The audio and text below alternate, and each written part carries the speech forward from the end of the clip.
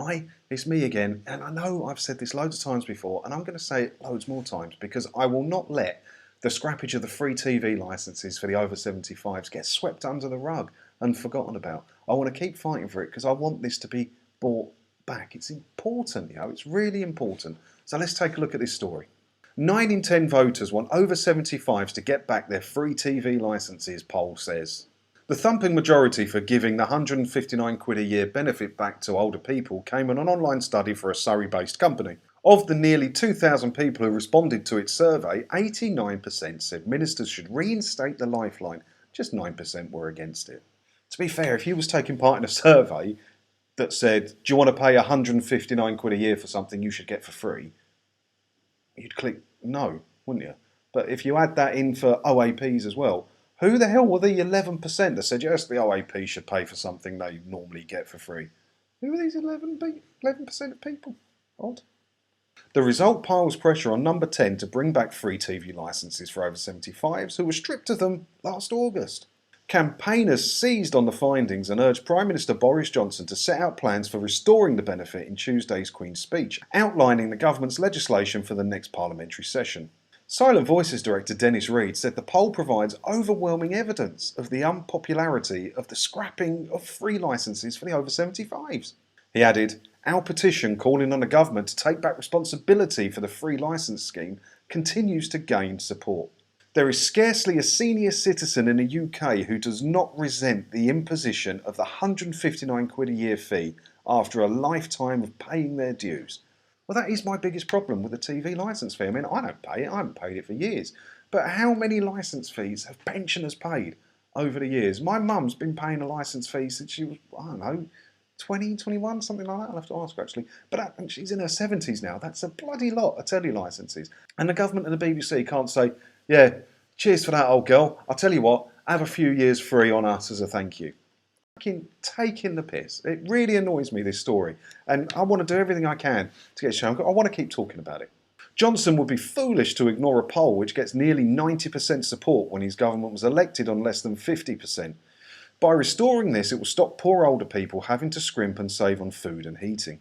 The Tories pledged at the 2017 election to maintain over 75's free licences for the rest of that parliament, which was due to run for 5 years. But the BBC had already been handed responsibility for funding the concession from June 2020 under a deal agreed in 2015. So basically, the government lied then. The corporation introduced means testing after warning that keeping licences free for all over 75s would cost $745 million by 2021-22. Yeah, that would put a bit of a dent in the $85 million you wasted building a new EastEnders set, wouldn't it? Only over 75s who receive pension credit are now eligible, meaning an estimated 3.7 million pensioners have to pay. Shadow Culture Secretary Joe Stevens said the Tories promised millions of pensioners they would keep this vital lifeline. But like so many things, they say one thing and do another.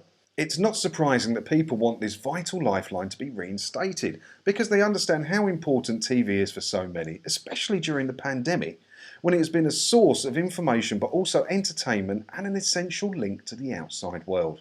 That is the problem. So many OAPs live alone, and especially with all lockdowns and everything like that, the only voice they'd hear all day is a TV channel comforting them.